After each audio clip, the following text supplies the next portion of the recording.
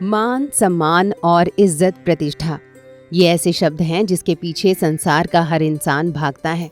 कहा जाता है कि कहीं कुछ मिले या न मिले, केवल सम्मान मिल जाए फिर व्यक्ति का व्यक्तित्व निखर जाता है। लेकिन क्या आपको पता है कि मान, सम्मान और इज्जत प्रतिष्ठा कभी कभार दुख के कारण भी बन जाते हैं।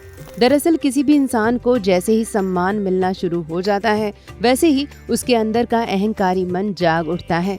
वो व्यक्ति की विनम्रता की परीक्षा लेनी शुरू करता है, जिसमें कई लोग विफल भी हो जाते हैं। जैसे ही इंसान इस परीक्षा में फेल हो जाता है, वैसे ही अहंकारी मन उस पर हावी होने लगता है। इसे आप उन इंसानों से समझ सकते हैं जो पहले छोटे या बड़े सभी तरह के लोगों के साथ बात करना पसंद करते हैं, लेकिन थोड़ी इज्जत मिलने के बाद ही उनके अंदर अहंकार भर जाता है और वे अपने से छोटे लोगों को नजरअंदाज करना शुरू कर देते हैं। कहते हैं कि संसार में मान सम्मान बड़ा दुखदाई है। जो मान सम्मान के पीछे पड़ गया, दिखता नहीं, नेताजी लोग चलते हैं तो अपना ही पैसा पहले दे देते हैं कि लो अपना माला इतना खरीद लेना, सब पहनाना, एक लाइन से खड़े रहना, पहनाते जाना। फिर वहां से माला इकट्ठा करके दूसरे गांव में वो माला चला जाएगा, तो चलो वहां उस गांव में रखे रहना वही माला घूमते रहेगा। तो नहीं करेगा तो कहेगा तुम तो कुछ काम नहीं किया, तुम्हारे गांव में क्या काम करें। कहते हैं कि यह मान बढ़ाई जो होता है यह बड़ा दुखदाई है। इसे बचने के लिए सतगुरु जो है उपकार करता है।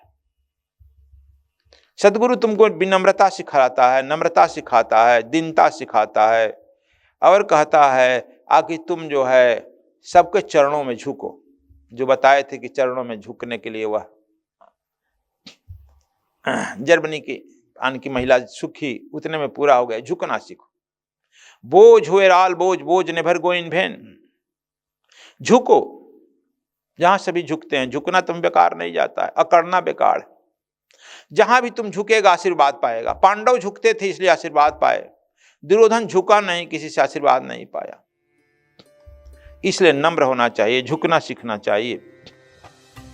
सद्गुरु इंसानों के स्वभाव पर बात करते हुए भागवत गीता में लिखे श्री कृष्ण के सार को बताते हैं।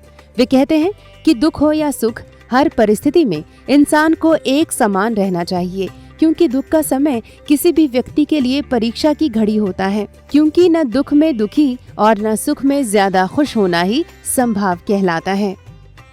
भगवान कृष्ण भी गीता में कहे हैं ना बच्चा, दुख सुख समय कृत्वा, दुख को सुख को समान समझ लो। अभी तो मुंह में जो सिगरेट लगाया है, धुआं बड़ा कसैला लगा है, खांसी आ गई, दुख हो रहा है ना, दुख सुख को समान समझ लो।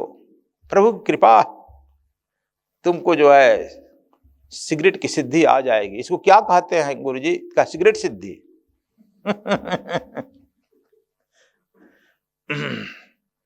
यह बहुत बड़ी सिद्धि है बच्चा।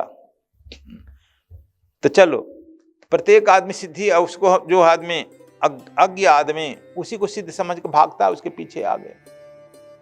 तो दोस्तों, ये मान सम्मान मिलने के बाद अहंकारी हुए लोगों को लेकर सद्गुरु के विचार हैं। क्या सोचते हैं आप इस वीडियो को लेकर? कमेंट बॉक्स में जरूर बताएं।